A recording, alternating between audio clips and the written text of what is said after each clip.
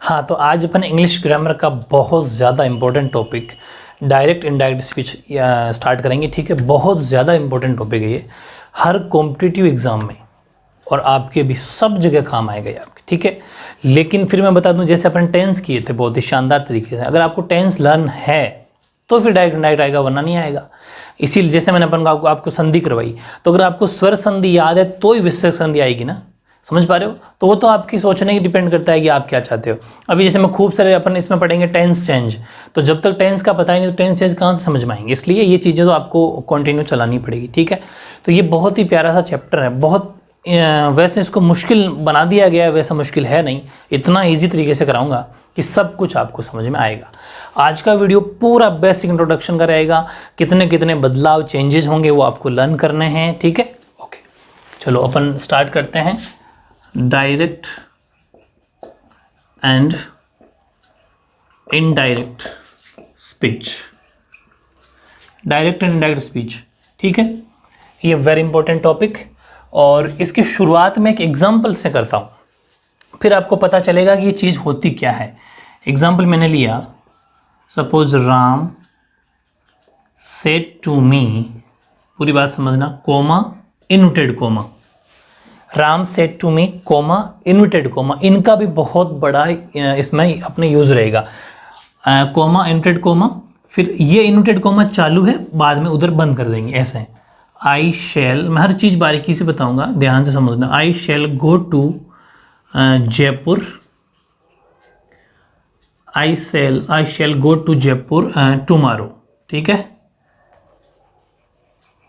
ये जैसे मैंने एक सेंटेंस लिया, I shall go to Jaipur tomorrow inverted comma बंद। मेरी बात समझ में आ गई? Ram said to me I shall go to Jaipur tomorrow, Ram ने मुझे कहा कि मैं कल जयपुर आऊंगा। अब मेरी बात सुनना, ये जैसे ही सेंटेंस लिखा, अब मैं, ये तो था डायरेक्ट, ठीक है, अब मैं इसका इनडायरेक्ट बनाता हूं, फिर आपको सारी बात समझ में आएगी। मैंने इसका इनडायरेक्ट बनाया और फिर आप सोचना कि मैंने कितने चेंज कर दिए इसमें। राम टोल्ड मी, ध्यान से समझ, राम टोल्ड मी, और जो कोमा और इन्वर्टेड कोमा था वहां मैंने लगा दिया that. Ram told me inverted coma की जगह दैट, फिर आई की जगह कर दिया ही वुड। क्यों कर दिया सारी बातें बताऊंगा। ठीक है, he would go to Jaipur the next day, और इन्वर्टेड कोमा सब खत्म, और उसकी जगह क्या लगा दिया आपने? फुल स्टॉप, ये फुल स्टॉप लगा दिया। अब आप ये सोच रहे होंगे कि इसमें कितने बदलाव हुए। एक तो ये बदलाव हुआ कि सेड टू को अपन ने चेंज कर दिया टोल्ड में, है नजर। फिर दूसरा, इन्वर्टेड कोमा और कोमा की जगह अपन ने लगा दिया दैट। तीसरा बदलाव, आई की जगह अपन ने भर दिया ही, अपन ने शेल की जगह भर दिया वुड, अपने टुमारो की जगह भर दिया द नेक्स्ट डे। ये जितने भी चेंज हुए, इन चेंज को अपन को एक एक करके बारीकी से पढ़ना है कि कब होंगे चेंज और क्यों होंगे चेंज। अगर ये चीज़ें समझ में आएगी तब आपको डायरेक्ट इनडायरेक्ट स्पीच कंप्लीट समझ में आएगी। समझ पा रहे हो? कितने बदलाव हो गए? 1 2 3 4 5 चेंज हो गए, 5 चेंज है। पांचों बदलावों को अपन को सीखना है। इसके अलावा कुछ इसके रूल्स हैं, 5-7 रूल और हैं, वो पढ़ना है। उसके बाद में डायरेक्ट इनडायरेक्ट का कोई भी क्वेश्चन आपके नहीं छूटेगा। तो आज का वीडियो बहुत ज़्यादा खास है, अच्छे से एक एक वर्ड को आपको लर्न करना है। ठीक है, चलो ये बातें आपको समझ में आ गई, कैसे क्या चेंज हुआ अभी बता दूंगा सब कुछ, कि सेड टू को टोल्ड में क्यों चेंज किया, इन्वर्टेड कोमा हट के दैट हो गया, आई की जगह ही क्यों हुआ, शेल का वुड क्यों, टुमारो द नेक्स्ट डे क्यों। मेरी बात समझ में आ गई? ठीक है, अब इस टॉपिक को शुरू करते हैं। ये एक एग्जाम्पल के तौर पे आपको बताना चाह रहा था थोड़ा सा। ठीक है, अब मैं आपको कुछ बातें और बताऊं कि इसकी शुरुआत करेंगे अपन बिल्कुल छोटी सी बात से, सन से, SON, सन। पहला रूल मान लो, चाहे पहला इंपॉर्टेंट पॉइंट मान लो, आप लिख सकते हो अपने नोट्स में, ये एग्जाम्पल भी लिख सकते हो, ऊपर स्टार्टिंग सब कुछ लिखना है। सन, SON, सन, सुना होगा आपने। एस का मतलब हमारे लिए यहाँ पर, अब और दूसरी बात नंबरिंग का भी ध्यान रखना, ये 1 नंबर, ये 2 नंबर पे, ये 3 नंबर पे। ये नंबर भी बहुत खास है, ज़बरदस्त ट्रिक है ये। अब मेरी बात सुनना, एस का मतलब सब्जेक्ट, एस का मतलब सब्जेक्ट, ओ का मतलब ऑब्जेक्ट, ठीक है, और एन का मतलब कोई चेंज नहीं, नो चेंज। बात समझ में आ गई? Subject, object, no change. अब ये मैंने 1 2 3 क्या लिखे, ये 1 2 3 पर्सन है। क्या है? Person. First person, second person, third person. बताऊंगा फर्स्ट पर्सन क्या, सेकंड पर्सन क्या, थर्ड पर्सन क्या। मतलब सब्जेक्ट फर्स्ट पर्सन की जैसे चेंज होगा। पूरी बात समझ में आ गई? यानी कि सब्जेक्ट फर्स्ट पर्सन के अकॉर्डिंग चेंज होगा, ठीक है, ऑब्जेक्ट सेकंड पर्सन की जैसे चेंज होगा। अभी पूरी बातें समझ में आएगी, क्या रहा हूँ है ना, सब कुछ समझ में आएगा। नो चेंज, थर्ड पर्सन कभी भी चेंज नहीं होगा। अब अगला क्वेश्चन आपके माइंड में ये उठा कि फर्स्ट पर्सन क्या होता है, सेकंड पर्सन क्या होता है, थर्ड पर्सन क्या होता है। ट्रिक याद रह जाएगी, सन 1 2 3। 1 का मतलब फर्स्ट पर्सन, सेकंड का मतलब सेकंड पर्सन, थर्ड का मतलब थर्ड पर्सन। ये 1 2 3 नंबरिंग में ध्यान रखना है, ठीक है। अब मैं आपको बता दूं कि फर्स्ट पर्सन में क्या आता है। तो फर्स्ट पर्सन में ज़्यादा लोड नहीं लेना, आई और वी फर्स्ट पर्सन में आते हैं। इसका मतलब जब भी आपको आई और वी दिखे वो सब्जेक्ट की अकॉर्डिंग चेंज होगा। जैसे देखो यहाँ पर ये आई था ना, तो आई ही में क्यों बदला है? क्योंकि आई चेंज होगा सब्जेक्ट के अकॉर्डिंग। सब्जेक्ट था राम, तो राम की जगह क्या आ गया? ही, क्योंकि राम एक लड़का है, ही। तो फर्स्ट पर्सन हमेशा सब्जेक्ट के अकॉर्डिंग चेंज होगा, सेकंड पर्सन हमेशा ऑब्जेक्ट के अकॉर्डिंग चेंज होगा, थर्ड पर्सन हमेशा चेंज नहीं होगा। तो आई और वी जब भी दिखे तुरंत आप सब्जेक्ट पे जाना और यहाँ पर उसको बदल के लिख देना। अभी बता दूंगा, एग्जाम्पल डेरू लूंगा आगे। सेकंड पर्सन होता है यू, ओनली फॉर यू, बस। सेकंड पर्सन यू होता है, यू का मैंने एग्जांपल नहीं लिया, आगे बता दूंगा। यू ऑब्जेक्ट के अकॉर्डिंग चेंज होता है। इस सेंटेंस में ऑब्जेक्ट कौन है? ये ऑब्जेक्ट है मी। सारी बातें आगे समझ में आ जाएगी। मी, तो अगर यहां पर वी होता आई की जगह तो इस अकॉर्डिंग यहां पर आई आता। मेरी बात समझ में आ गई? वो आगे बताऊंगा। अब सुनो आगे थर्ड पर्सन। थर्ड पर्सन में होता है ही, शी, इट, दे, या फिर किसी का भी नाम। ये हमेशा थर्ड पर्सन होते हैं। ही, शी, इट, दे, नेम हमेशा थर्ड पर्सन होते हैं और ये कभी भी चेंज नहीं होते। अगर यहाँ पर आई की जगह ही होता तो ही का ही रहता, शी का शी रहता, इट का इट रहता, दे का दे रहता, किसी का नाम होता तो नाम का नाम रहता। ये very very important. I think आपको ये पहला पार्ट, जो पहला इंपॉर्टेंट रूल था, वो आपको लर्न हो गया होगा, अच्छे से समझ में आ गया होगा, ठीक है। एग्जाम्पल पे मत जाना, इतना सा समझ लेना, क्योंकि ये एग्जाम्पल सब के अलग अलग एग्जाम्पल होंगे, तब सारी बातें डाउट क्लियर हो जाएंगे। लेकिन अभी आज आपको ये रूल पढ़ने हैं, समझ पा रहे हो? ओके। और हाँ, एक बेसिक सी बात और बता देता हूँ, आपने जहाँ पर ये लिखा था एग्जाम्पल वहीं लिख लो, या फिर से एग्जाम्पल लिख लो। ये मैंने आपको डायरेक्ट बनाया था, डायरेक्ट लिखाया था, तो ध्यान रखना इनके भी नाम होते हैं। अभी रूल जब आगे पढ़ेंगे तो दिक्कत होगी, इसलिए पहले समझ लेना। मैं आपको बहुत बेसिक से बता रहा हूँ। देखो ये जो राम है ना, ये राम है रिपोर्टर। पूरी बात समझना, रिपोर्टर। रिपोर्टर का मतलब वक्ता, हिंदी में बोलते हैं इसको वक्ता। और ये जो सेड टू मी है, कॉमा से, इनवर्टेड कॉमा से पहले ध्यान से समझना, ये है reporting verb. Reporting verb very important. और यहां से लेके पूरा प्रोसेस जो इनवर्टेड कॉमा में बंद है वो होता है रिपोर्टेड स्पीच। ये आपको समझ में आना बहुत ज़रूरी है, क्योंकि अपन जब रूल पढ़ेंगे ना आगे, तो मैं आपको ये कहूँगा कि जब रिपोर्टेड स्पीच में ये, तो रिपोर्टिंग वर्ब में ये हो जाएगा, जब रिपोर्टिंग वर्ब में ये, तो रिपोर्टेड स्पीच में ये हो जाएगा। तो वहाँ आपको पता ही नहीं चलेगा कि मैं कहाँ पर चेंज करवा रहा हूँ।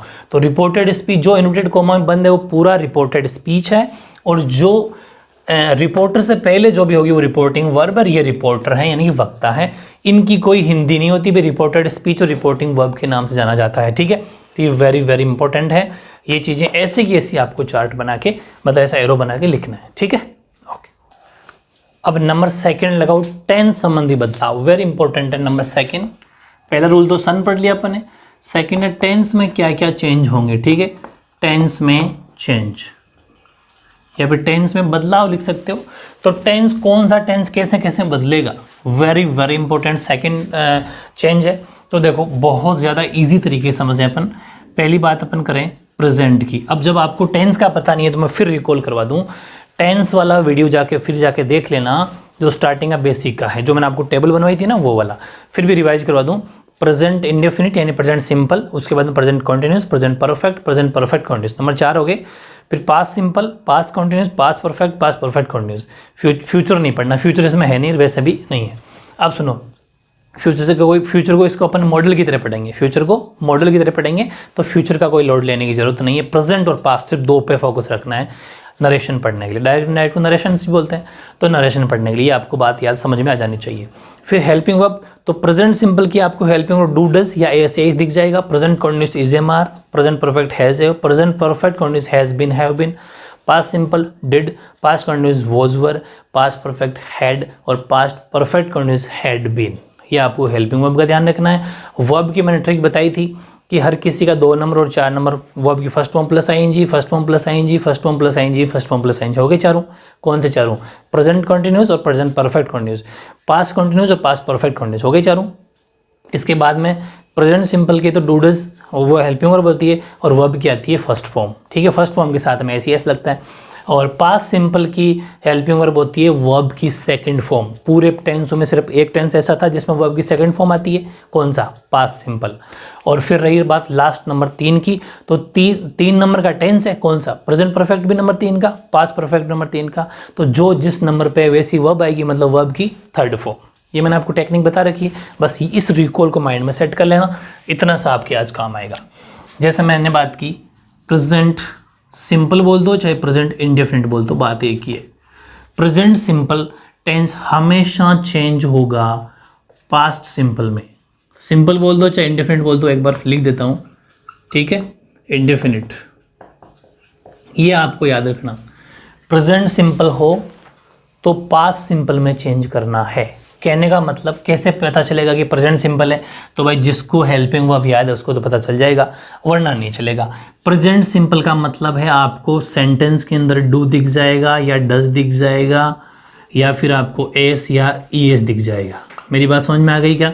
तो आपको किस में चेंज करना है? पास्ट सिंपल में। पास्ट सिंपल का मतलब हेल्पिंग वर्ब डिड होती है और वर्ब की सेकेंड फॉर्म होती है, ठीक है। यहाँ पर वर्ब की फर्स्ट फॉर्म या एस या दिख जाएगा, ठीक है, वर्ब की फर्स्ट फॉर्म के साथ में एस या एस दिख जाएगा। ये बातें अगर आपको दिखे तो आप समझ जाना कि ये अगर दिखे तो इसमें बदलना है। एक बदलाव समझ में आ गया टेंस का। दूसरा टेंस बदलाव है प्रेजेंट सिंपल के बाद में लेते हैं पास्ट सिंपल। पहले सिंपल पूरा कर लेते हैं। पास्ट सिंपल को आपको चेंज करना है पास्ट परफेक्ट में। ध्यान रखना थोड़ा सा डिफरेंट है प्रेजेंट सिंपल को पास्ट सिंपल में, प्रेजेंट सिंपल को तो पास्ट सिंपल में, लेकिन पास्ट सिंपल खुद ही इधर आ जाए, मतलब डायरेक्ट में आ जाए, तो इनडायरेक्ट बनाते समय उसको पास्ट परफेक्ट में चेंज करना है। पास्ट को पास्ट में रखना, ये भी जरूरी ध्यान रखना। पास्ट हमेशा पास्ट में रहेगा लेकिन वो परफेक्ट में रहेगा, प्रेजेंट पास्ट में रहेगा। ऐसा नहीं कि प्रेजेंट में रहेगा, इसका कन्फ्यूजन दूर कर लेना। प्रेजेंट सिंपल तो पास्ट सिंपल में, लेकिन पास्ट सिंपल पास्ट परफेक्ट में। पास्ट सिंपल का मतलब तो समझ गए होंगे आपको, इधर क्या दिख जाएगा? इधर आपको डिड या वर्ब की सेकंड फॉर्म दिख जाएगी। ये डायरेक्ट है, ये इनडायरेक्ट है, ये आगे पीछे कैसे दिख सकते हैं, इधर का इधर। और पास्ट परफेक्ट का मतलब है हैड प्लस वर्ब की थर्ड फॉर्म, क्योंकि तीसरा टेंस भाई पास्ट परफेक्ट नंबर 3 है, तो 30 किसका 3 है? पास्ट का 3 नंबर, और तीसरी फॉर्म आएगी तो हैड प्लस V3, ठीक है। ये प्रेजेंट सिंपल, ये पास्ट सिंपल। इसके बाद की मैं अगर बात करूँ, प्रेजेंट सिंपल हो गया, बात करते हैं अपन कॉन्टिन्यूस की, ठीक है। तो अपन अब बात करते हैं प्रेजेंट कॉन्टिन्यूस की, ठीक है। तो प्रेजेंट कॉन्टिन्यूस की मैं अगर बात करूं तो प्रेजेंट कॉन्टिन्यूस का मतलब है is am are, helping verb याद है ना, इज एम और आर। अगर आपको डायरेक्ट के अंदर इज एम आर दिख जाए और इज एम आर के साथ में वर्ब की फर्स्ट फॉर्म प्लस आईएनजी भी दिखेगी, समझ पा रहे हो, क्योंकि V1 प्लस आईएनजी लेते ही है कौन? Continuous tense. तो इज एम आर के साथ में V1 प्लस आईएनजी दिख जाए तो आपको उसको चेंज किस में करना है? प्रेजेंट कॉन्टिन्यूस को चेंज करना है पास्ट कॉन्टिन्यूस में। समझ पा रहे हो? कॉन्टिन्यूस बोल दो चाहे प्रोग्रेसिव भी बोलते हैं इसको। पास्ट कॉन्टिन्यूस का मतलब होता है वॉज या वर। और इसमें भी वर्ब की फर्स्ट फॉर्म प्लस आईएनजी आती है, क्योंकि मैंने आपको कहा था 2 नंबर वाला टेंस और 4 नंबर वाला टेंस हमेशा V1 प्लस आईएनजी लेता है। फिर भी दिक्कत हो तो टेंस का वीडियो जाके देख लेना। ये बात समझ में आ गई। प्रेजेंट कंटिन्यूस को पास्ट कंटिन्यूस में, मतलब प्रेजेंट को याद करना बहुत इजी है। प्रेजेंट हमेशा उसी के पास्ट में चेंज होगा। कैसे? प्रेजेंट सिंपल तो उसी का पास्ट सिंपल में बदल जाएगा पास्ट में। प्रेजेंट कंटिन्यूस तो उसी मतलब पास्ट की कंटिन्यूस में बदल जाएगा। लेकिन ये पास्ट सिंपल को अलग से याद करना, पास्ट सिंपल पास्ट परफेक्ट में। ठीक है, अब मैं बात करता हूँ पास्ट कंटिन्यूस की, क्योंकि अपन पहले इंडेफिनिट चला रहे थे, अब कंटिन्यूस चला रहे हैं। ठीक है, ये सिस्टम जो मैं बता रहा हूँ इसी को आपको फॉलो करना है। पास्ट कंटिन्यूस दिखे अगर आपको, मतलब कि अगर आपको वॉज दिखे इधर किसमें, डायरेक्ट में वॉज दिखे और इसके साथ में वर्ब की फर्स्ट फॉर्म प्लस आईएनजी दिखे, तो आपको हमेशा उसको चेंज किस में करना है, पास्ट को, पास्ट कंटिन्यूस को चेंज करना है पास्ट परफेक्ट कंटिन्यूस में। मतलब इसी के 4 नंबर में अभी बताता हूँ पूरा। देखो कि पास्ट सिंपल गया था उसी के पास्ट के 3 नंबर में। भाई पास्ट के 4 होते हैं ना, past simple, past continuous, past perfect और पास्ट परफेक्ट कंटिन्यूस। तो पास्ट सिंपल उसी के 3 नंबर में गया था। अब बचा कौन? Past continuous 2 number. तो इधर कौन बचा? नंबर 4, क्योंकि 1 और 3 तो यहाँ होंगे, 2 और 4 तो यहीं होंगे। ये शॉर्ट ट्रिक देखना, दिमाग में फिट करना।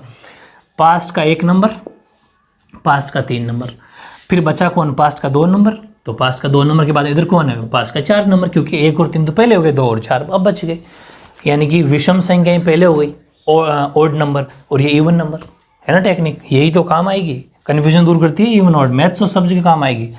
Was were plus V one plus ING, तो इसमें हो जाएगा पास्ट परफेक्ट में हैड बीन बोल दो, चाहे हेड प्लस बीन बोल दो। ठीक है, तो हैड बीन हेल्पिंग वर्ब होती है इसकी पास्ट परफेक्ट की, और वर्ब की हमेशा फर्स्ट फॉर्म प्लस आईएनजी, क्योंकि ये भी 4 नंबर है और 2 नंबर और 4 में वर्ब की फर्स्ट फॉर्म प्लस आईएनजी आती है।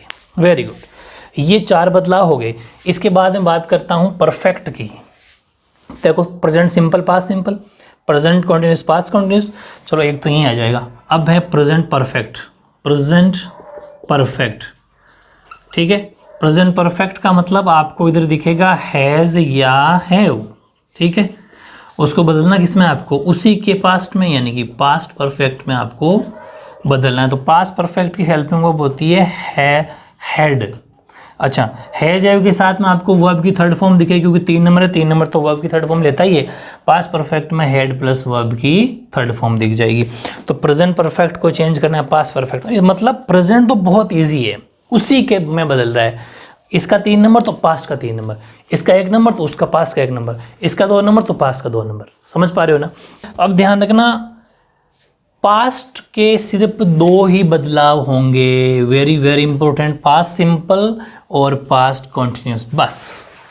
पास्ट परफेक्ट नो चेंज, मतलब नो चेंज वाले में आपको लिखा हुई नहीं ना, फ्यूचर भी नहीं लिखा है, क्योंकि फ्यूचर चेंज ही नहीं होता, मतलब बनता ही नहीं है। तो ध्यान रखना, पास्ट के सिर्फ 2 बस, प्रेजेंट के 1 2 3, प्रेजेंट परफेक्ट पास्ट परफेक्ट में, लेकिन पास्ट परफेक्ट नहीं बदलेगा, नो चेंज। अब अगला लास्ट रूल आपको जो याद करना है वो है प्रेजेंट परफेक्ट कॉन्टिन्यूस, यानी कि प्रेजेंट तो पूरा का पूरा बदल जाएगा। ठीक है, कॉन्टिन्यूस या प्रोग्रेसिव बोल सकते हो। तो प्रेजेंट परफेक्ट कॉन्टिन्यूस का मतलब है आपको दिखेगा हैज बीन या हैज प्लस बीन या हैव प्लस बीन, एक ही बात है। तो हैज बीन या हैव बीन दिखेगा, इसके बाद में V1 प्लस आईएनजी यानी कि वर्ब की फर्स्ट फॉर्म प्लस आईएनजी अगर दिखेगी, तो आपको जब इनडायरेक्ट बनाओगे तो इसको चेंज करना है पास्ट परफेक्ट कॉन्टिन्यूस में। समझ पा रहे हो क्या? पास्ट परफेक्ट कॉन्टिन्यूस में, यानी कि हैड प्लस बीन में, हैड बीन, और वर्ब की फर्स्ट फॉर्म प्लस आईएनजी तो इसमें फिक्स है। ये 6 आपको चेंज, टेंस संबंधी चेंज याद करने हैं। तो देखो है कितना इजी, ये भी प्रेजेंट का जो मैंने टिक किए हैं 4, चारों प्रेजेंट के हैं। कितना easy, present simple past simple, मतलब ये खुद का 1 नंबर पास्ट का 1 नंबर, प्रेजेंट का 2 नंबर पास्ट का 2 नंबर, मतलब प्रेजेंट कंटिन्यूस पास्ट कंटिन्यूस में, प्रेजेंट का 3 नंबर मतलब प्रेजेंट परफेक्ट पास्ट परफेक्ट में, प्रेजेंट का 4 number present perfect continuous past perfect continuous. समझ पा रहे हो? ये तो थे प्रेजेंट के, 2 ही सिर्फ पास्ट के हैं। पास्ट सिंपल उसी के 3 नंबर में 1 3 2 4, उसी का पास्ट कंटिन्यूस, उसका पास्ट परफेक्ट कंटिन्यूस 4 नंबर। तो अगर मैं शॉर्ट में देखो कैसे नोट्स बनते हैं, हम लोग कैसे पढ़ते हैं शॉर्ट नोट्स, बिल्कुल ये इतनी सारी बातों को बिल्कुल शॉर्ट में, अगर आपको टेंस वाली टेबल याद है तो कैसे शॉर्ट नोट्स बन जाएंगे कि प्रेजेंट 1 नंबर 1 में, 2 2 में, 3 3 में, 4 4 में, ये प्रेजेंट खत्म। पास्ट में, ये तो प्रेजेंट क्या है, पास्ट में 1 नंबर 3 नंबर में, 2 नंबर 4 नंबर में, ये पास्ट खत्म।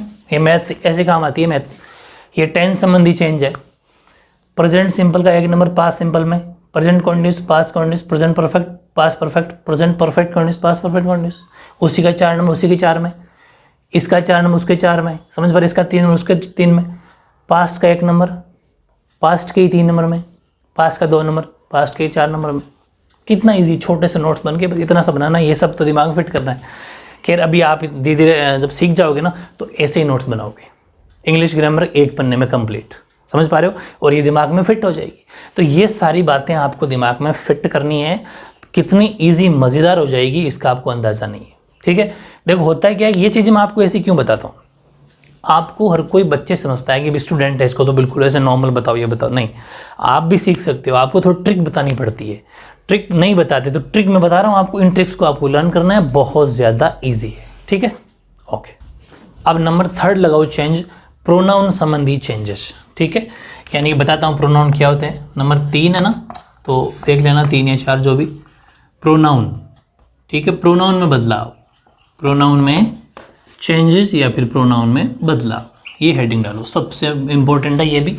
और मैंने आपको एक्टिव पैसिव में भी जब पढ़ाया था एक्टिव पैसिव, उसमें मैंने आपको 2 या 3 टाइप के 2 केस बताए थे, सब्जेक्टिव और ऑब्जेक्टिव।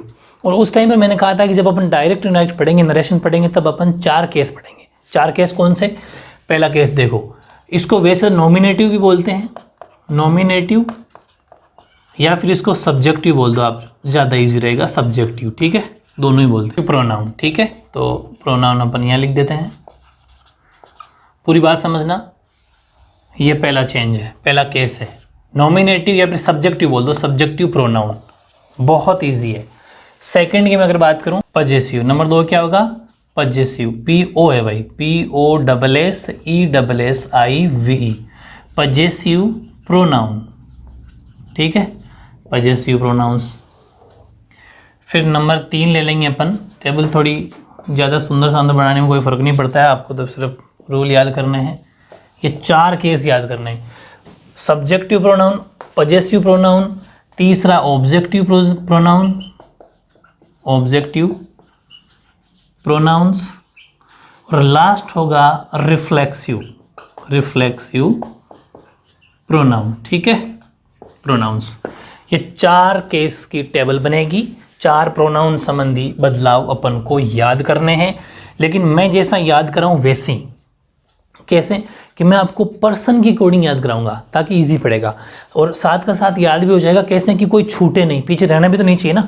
तो ये टेक्निक जैसी मैं बता रहा हूँ, लाइन वाइज सिस्टम वही रखना।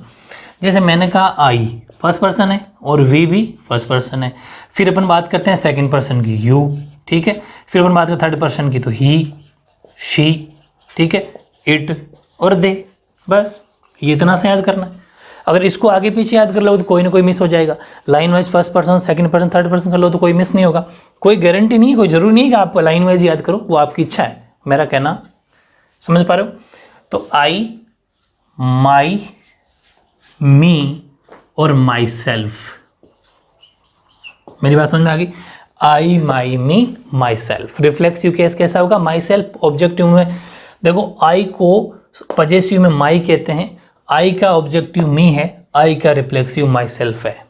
फिर वी, आवर, अस, यूएस है अस। ठीक है, वी, आवर, अस और आवर सेल्फ, आवर सेल्व्स। ये ध्यान रखना, यहाँ सेल्फ नहीं है, we, our, us, ourselves, SELVES, ourselves. ठीक है, यू, योर्स, यू।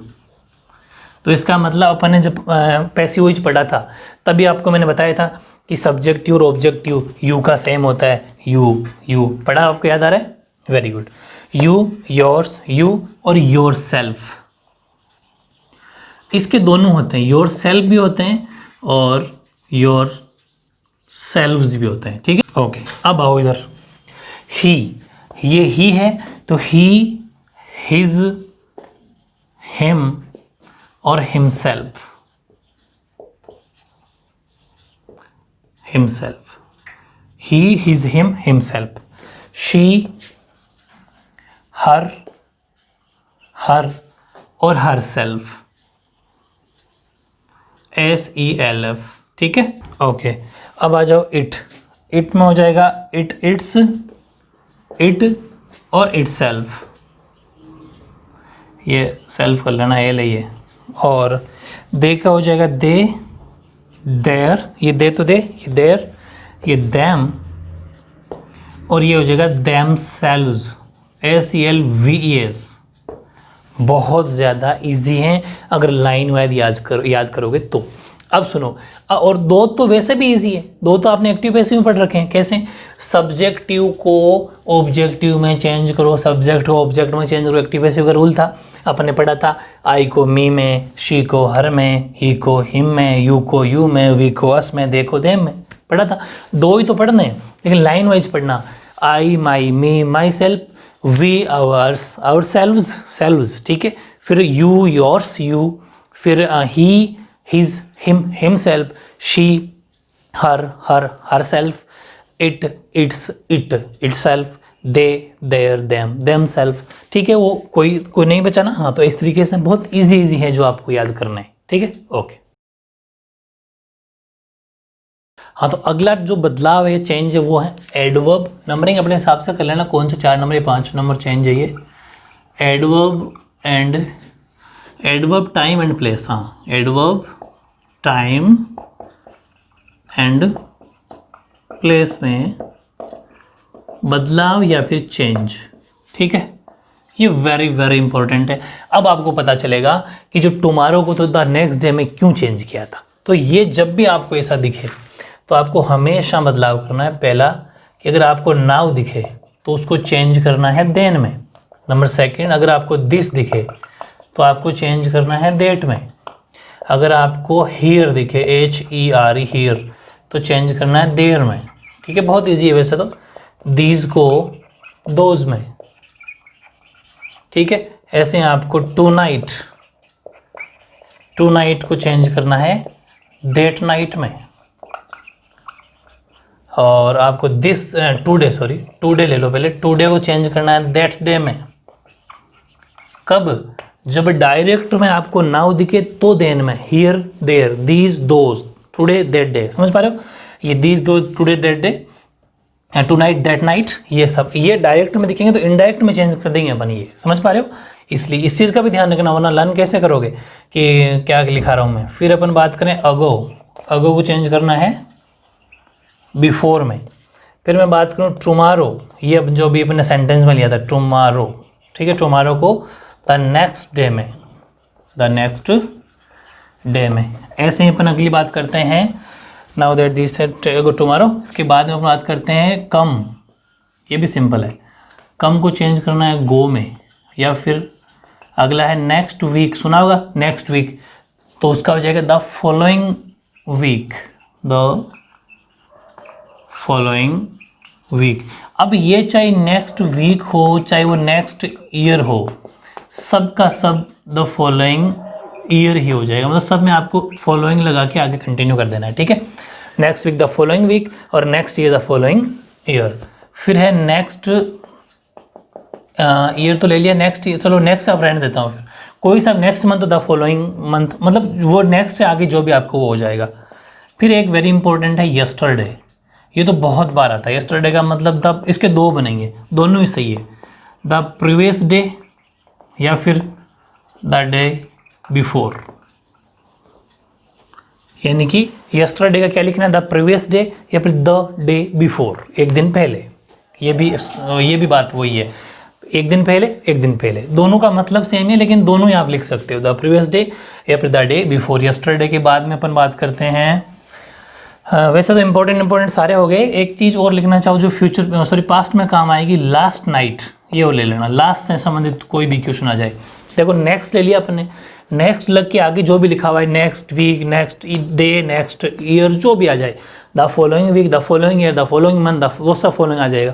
अब आपको लास्ट दिख जाए, last night, last month, last day, समझ पा रहे हो? ये लास्ट वर्ड दिखती है, आपको लिखना द प्रीवियस, सेम है यस्टरडे की तरह ही है, the previous night, the previous night, या फिर उल्टा थोड़ा सा द नाइट, ध्यान रखना the previous day, the previous night, ये तो ठीक है, लेकिन द डे बिफोर था, ठीक है, और यहां हो जाएगा द नाइट बिफोर, सेम ये दोनों। मेरी बात समझ में आ गई? तो ये कुछ खास खास जितने भी थे वो आपके कंप्लीट हो गए, ठीक है। द डे बिफोर, हालांकि ये कॉम्पिटेटिव एग्जाम में आते हैं, लेकिन आप एक दो ये थोड़ी मोस्ट ऐसे लिखा देता हूँ, द डे बिफोर यस्टरडे, अगर आपको ये दिख जाए, ठीक है, तो आपको लिखना है 2 days बिफोर, ठीक है, 2 days before, the day before yesterday, मतलब यस्टरडे से भी पहले का दिन, यस्टरडे से भी पहले का दिन, मतलब कितने दिन हो गए? यस्टरडे का मतलब पिछला दिन, उससे भी पहले का दिन तो हो गया ना, 2 दिन का टाइम, 2 days बिफोर मतलब 2 दिन पहले, ये चेंज हो जाएगा। एक है the day after tomorrow, tomorrow, ठीक है, ये और याद कर लेना, द डे आफ्टर टुमारो, इसका मतलब हो जाएगा इन 2 days टाइम। ये दो थोड़े हाई लेवल के हैं, लेकिन आप इनको भी अच्छे से कर लेना, क्या पता आ जाए तो अपन को पहले से तैयारी तो करनी है। ये था अपने एडवर्ब चेंज, यानी एडवर्ब समझ लो, टाइम समझ लो, प्लेस समझ लो, संबंधी जितने भी बदलाव थे वो अपन ने वेरी इंपॉर्टेंट आज कर लिए हैं। वीडियो ज़्यादा बड़ा ना बने, कुछ इंपॉर्टेंट रूल्स और रहेंगे जो मैं आपको नेक्स्ट वीडियो में एग्जाम्पल के साथ समझा दूंगा, तो सारे डाउट क्लियर हो जाएंगे। और 3-4 वीडियो में आपका ये जो बहुत ज़्यादा इंपॉर्टेंट टॉपिक है, जो दिमाग में बर्डन सा बना हुआ है, बहुत हल्के में कर लेंगे अपन इसको, लेकिन इस वीडियो को याद करके रखना, ठीक है। संस्कृत की संधि मैंने स्टार्ट कर रखी है, तो आपको स्वर संधि 100% पहले याद करके रखनी है, ठीक है। ओके।